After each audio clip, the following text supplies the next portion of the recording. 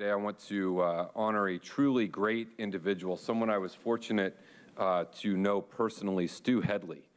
Stu was a Pearl Harbor survivor who spent decades making sure that we never forgot that day. We never forgot the more than 2,400 lives that were lost. You could not attend a veterans event in San Diego County over the course of the last few decades and not meet Stu. He was always there. He always had his Pearl Harbor survivor cap, his Hawaiian shirt, his white pants. He died just a few months short of his 100th birthday due to complications from COVID-19. Stu was a wonderful soul, a wonderful spirit.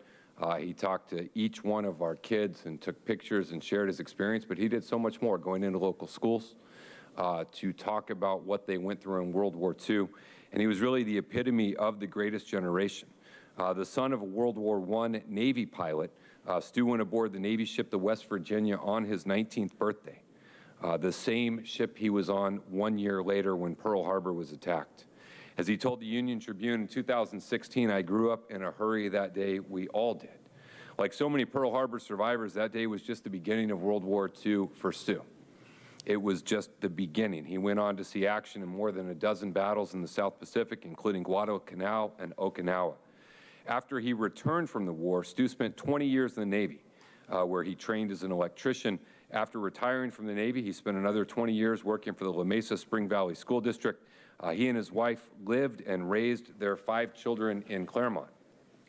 Stu didn't go back to Pearl Harbor until the mid-1970s, and when there, he experienced flashbacks from the war.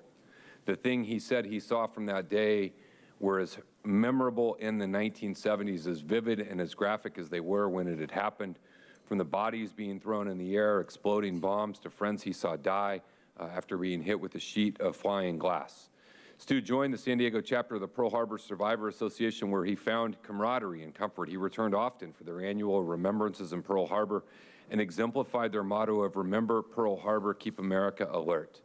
Over the years, not only those of us who attended and were active in the veterans community heard him, so many people across San Diego heard him. When there was an audience full of school kids or a Kiwanis club, he had everyone's attention with his stories, with his enthusiasm, and really represented the greatest generation in a tremendous way. We're fortunate to have had Stu Headley on this planet for almost 100 years, and I'm deeply grateful for everything he did for our community. We send our deepest condolences to his 3 daughters, Barbara, Patty, and Nancy, and his son Ray.